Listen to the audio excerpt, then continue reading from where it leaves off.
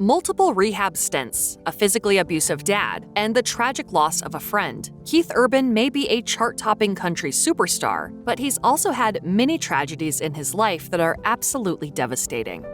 Keith Urban wasn't one of the unfortunate celebrities who lost their houses in the California wildfires of 2018, but that doesn't mean he couldn't relate to the stars who did. In fact, he suffered a very similar experience at the age of just 10, when his family home burned down. Luckily, Urban and the rest of his immediate family weren't on the property at the time. The singer and his sibling were in school, while Mother Marian and Father Robert were both at work. But the memories of what was left still haunt him, he told Extra. And when you're walking through the house and it's just charred and as black as black, everywhere you look, it gives me chills. Urban also recalled how locals rallied around the family following their devastating loss, saying, "And not just the Goodwills and the Salvation Armies and the Red Crosses, which also came to our aid, but also the community with clothing and food and shelter and a place to stay. Unbelievable." Urban's own issues with alcohol have been widely documented, but in 2016 he revealed to Rolling Stone that he'd grown up with a father who had a similar problem. Urban opened up about his early family life when asked if there was anything he wished he could have changed about it. He told the outlet, "I'd like to have been raised in a much more intimate house. My dad was an alcoholic, and I grew up in an alcoholic's house. No intimacy." In another chat with the same magazine 5 years later, Urban explained that his experiences as a youngster impacted his ability to deal with his own substance abuse issues. He said, "It took me a long time to get sober. Took me a long time to recognize my alcoholism. A long time because I didn't drink like my dad, so I compared everything to him. But I was able to finally make the right choice in my life that I wish my dad would have made." Urban's father was not only an alcoholic, he was a strict disciplinarian too. Unfortunately for the future country star and his brother, this would often manifest itself in physical beatings. During his 2016 interview with Rolling Stone, Urban revealed how it took him a long time to accept that he was a victim of abuse. He told the outlet, "10 years ago, I would have said, he never did anything I didn't deserve. Now I realize it's not about deserving it." The country star then added how his father was emotionally distant, saying, "I don't recall him ever telling me he loved me as a kid. I'd do a gig I thought was fantastic, and the only thing he'd say is, 'When you speak on stage, you've got to slow down.'" He never commented on anything else. Urban also spoke about how his dad appeared to have forgotten the physical abuse he inflicted as he entered his twilight years. Urban told Rolling Stone, "I don't think he was in denial. He genuinely had no recollection. Hitting you? I never did that."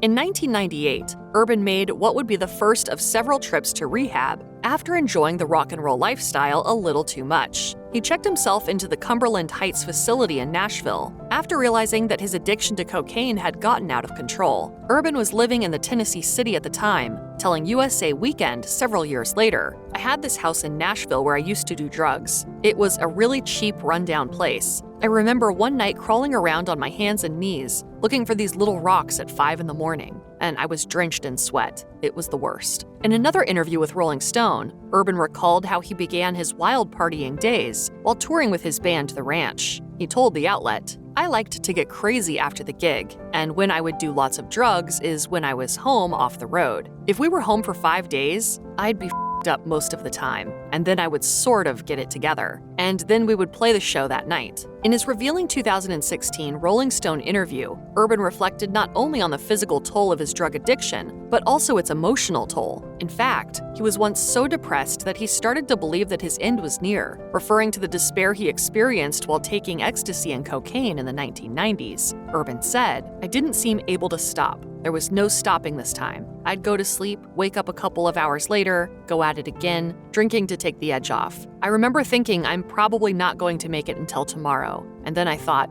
it, I really don't care." Urban also expressed regret that he didn't seek professional help much earlier, admitting, "I knew I wasn't at my full potential, and that's what was starting to get to me. I was enslaved. I was living a very, very small life."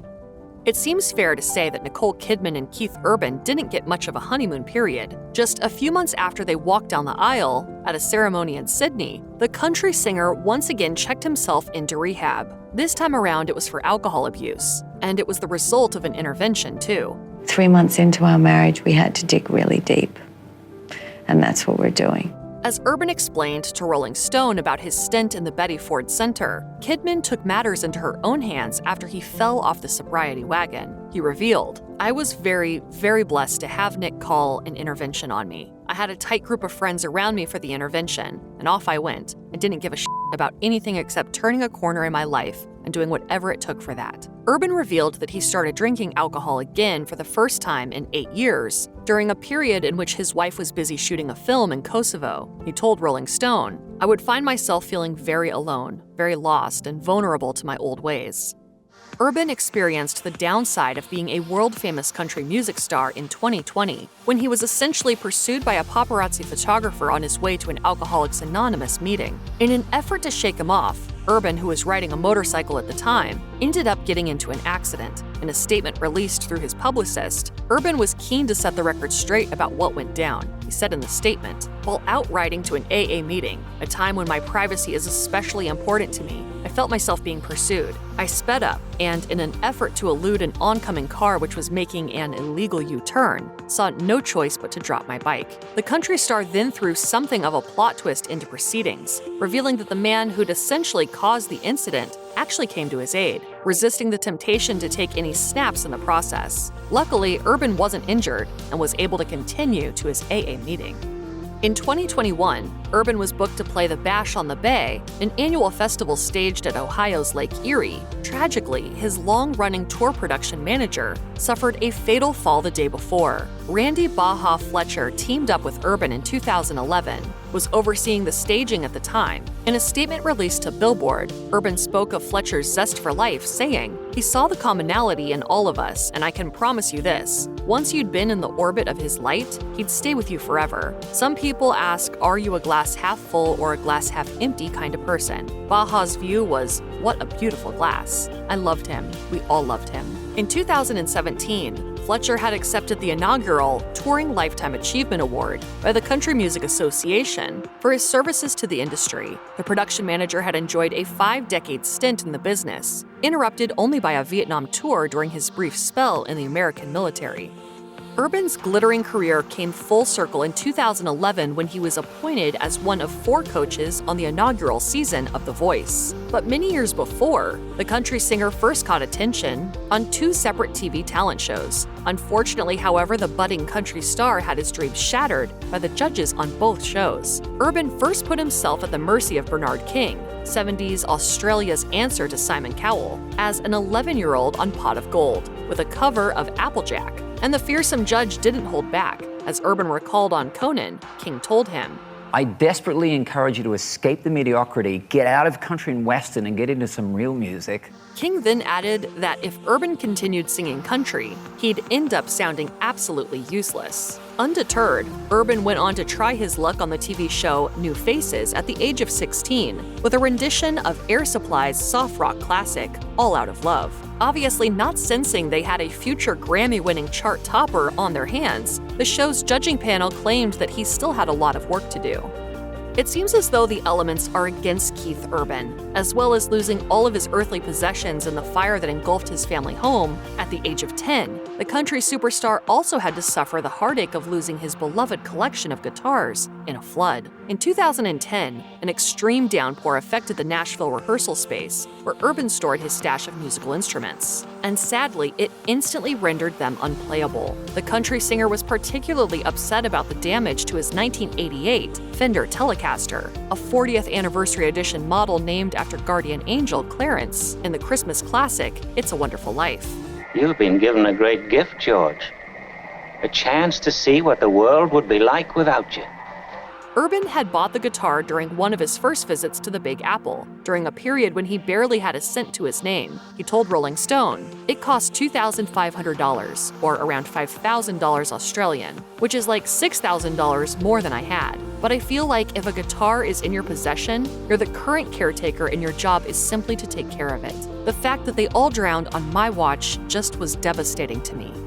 Urban's career has been halted several times by one of the worst nightmares for someone who belts out country songs for a living, damage to his voice. The singer was first forced to take a break after developing throat problems shortly after the Ranch released their self-titled debut album in 1997. And then 14 years later, Urban had to postpone all live commitments when he underwent surgery to remove a vocal polyp that developed during his Get Closer World Tour, 24 hours before the successful procedure, which left him unable to talk for 3 weeks. Urban told fans on his official website, "I want to thank you for sending such good wishes for my upcoming surgery. I can't express enough my gratitude to you guys. It feels like family." Luckily, Urban made a full recovery and he later paid tribute to the doctor, Stephen M. Zeitels, who helped him on this path. According to Billboard, Urban said at an event honoring the medic, "When you healed it and fixed it the way you did, I felt my entire spirit and life lift. I got stressed way less. I didn't have anxiety. It had such a profound effect on my whole being and world. That's how important my voice is to me."